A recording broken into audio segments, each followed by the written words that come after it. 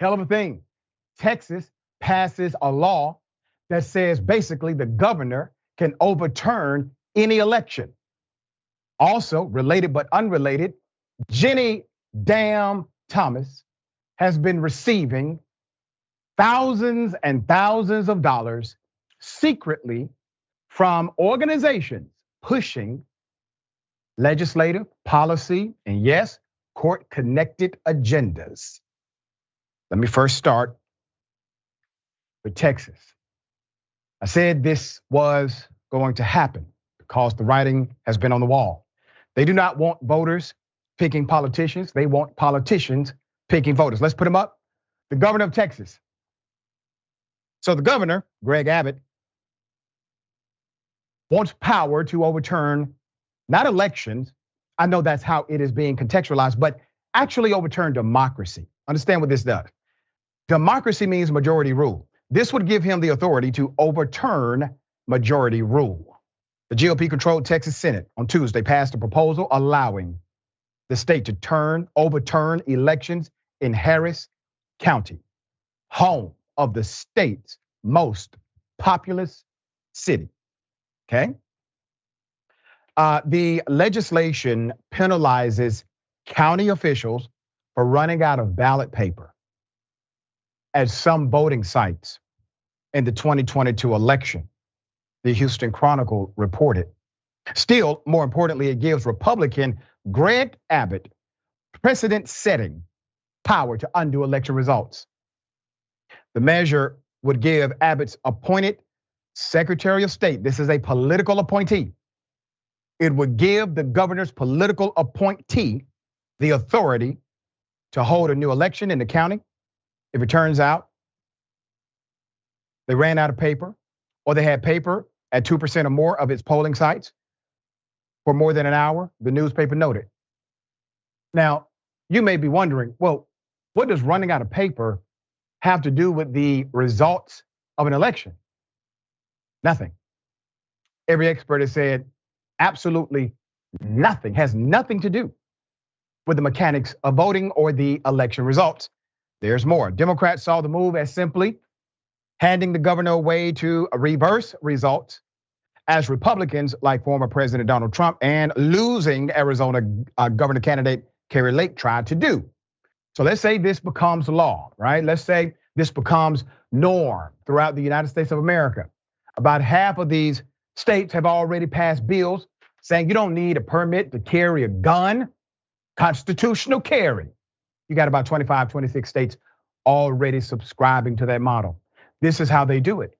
They flow from a particular genesis. There's a creation, there's always a catalyst for these bills. Texas is now a catalyst for these bills throughout the country. And let me remind you that the US Supreme Court still has to decide if legislators can actually overturn elections also. Once again, silencing the voice of democracy. There's more. You want to vest in a political appointee the ability to make a decision as to whether or not an election should be overturned and reheld. State Senator Royce West, Democrat from Dallas, said. Harris County Attorney Christian Menefee told the Cron that the bill was, and I quote, about targeting the largest county in the state, which is led by people of color. Let me also take you to a place called Fulton County, Georgia. Something very similar is going on there, where Georgia passed a very restrictive voter rule or voter law. We called it the voter restriction law, and they called it, it's a voter access law. No, it's not. Limits access. But see, inside of that law was something even more dangerous than making it a misdemeanor to bring somebody water. While that is horrible in the statute, the most dangerous element of that Georgia law says that the state can take over Board of Elections, a county board of election at any time they choose in the process. Georgia has already slipped in. Texas, they are on the fast track of becoming a complete dictatorship themselves. Now, let me go to the wife of Clarence Thomas. Clarence Thomas is a U.S. Supreme Court Justice. Clarence Thomas's wife, Jenny Damn Thomas, reportedly did what? Let's put it up full mass. What did she do? Received tens of thousands of dollars from consulting work, and her name was intentionally left off of the paperwork. That's called evidence of a guilty conscience. Clarence Thomas's wife, Jenny Thomas, reportedly received tens of thousands of dollars for this consulting work, and we have the goods. Jenny Thomas received the funds from conservative activist Leonard Leo. I have an interesting story about Mr. Leo, who has also helped former President Donald Trump select judicial nominees. Not help, he told him who to pick, real simple, and then gave him money. That's how it worked. According to the Washington Post investigation, the news came at a time when Clarence Thomas himself is under fire for receiving undisclosed gifts. And some of these gifts were worth over $500,000, according to the initial reporting. Leo made the arrangements through former Trump administration official Kellyanne Conway. Yes, the fixer. According to the Washington Post report.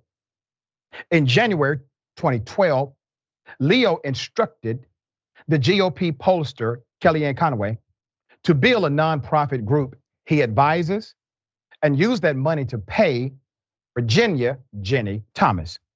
The documents show, according to the report, the same year, the nonprofit, the Judicial Education Project, filed a brief to the Supreme Court in a landmark voting rights case. Once again, another situation where Clarence Thomas, U.S. Supreme Court Justice, should have recused himself.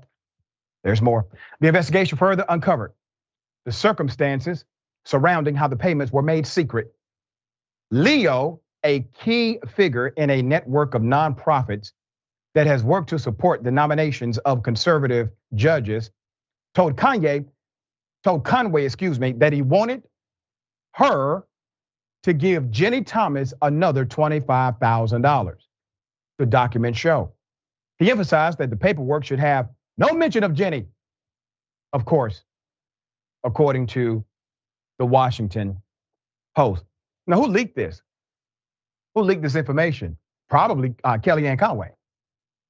Possibly. But let's be very clear. So literally you have an individual who is saying, let's give Jenny Thomas an extra $25,000. No explanation as to why, no work invoice as to work performed, no consultation agreement that we can find for record. Just give her $25,000. Why do you think she's receiving $25,000? What is the reason for the additional money? They already have Crow. He's a multi-billionaire. That's not enough. There's more. The polling company, Conway's firm, reportedly sent the Judicial Education Project a $25,000 bill and listed the reason only as supplement for constitution polling and opinion consultation.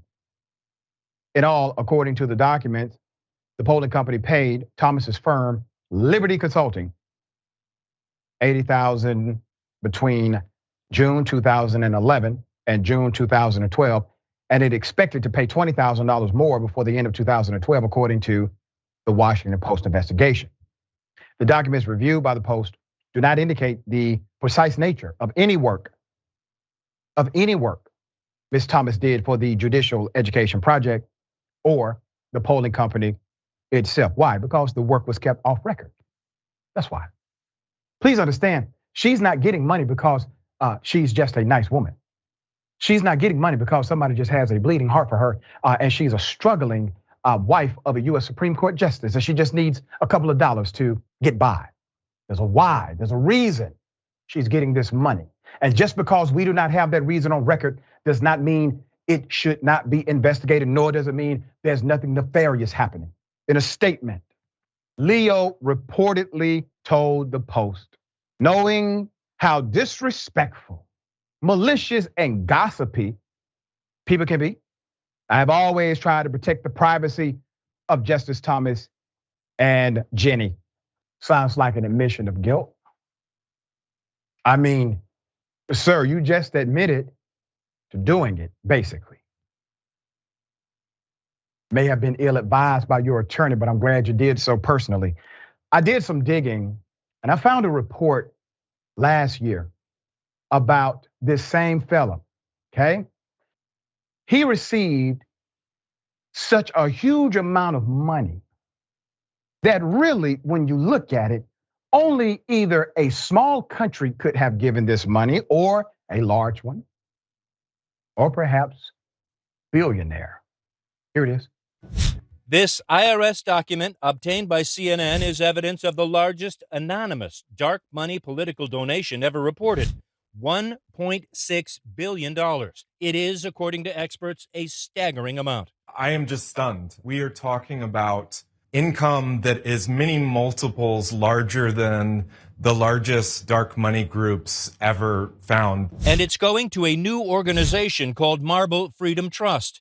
While you've probably never heard of it or the man in charge of it, the whole country is familiar with his work. His name is Leonard Leo, a devout Catholic known as Donald Trump's Supreme Court whisperer. There are lots of really smart people, Margaret, who can serve on the U.S. Supreme Court, dozens and dozens. But you need people who have courage. Leo helped usher in the most conservative Supreme Court in decades. Along with helping block Merrick Garland from the court, he and his colleagues at the Federalist Society are given credit for the confirmations of Neil Gorsuch, Brett Kavanaugh, and Amy Coney Barrett. So that person received that much money, over $1 billion from a secret donation. You see, money like that should make anyone nervous. If somebody hands you that kind of money, rest assured, major strings are connected. It's time for the American public to find out what those strings are. Dan, thoughts here? I mean, remarkably, we've seen in this country, you don't even need $1.6 billion. It's a race to the top for these billionaires, but we've seen politicians, family members of politicians, give away for much less, like that $25,000 you were talking about over there. It just goes to show with this story and also in connection to what you're talking about in Texas, where Houston is going to lose their voting rights in a fundamental way, or like, potentially.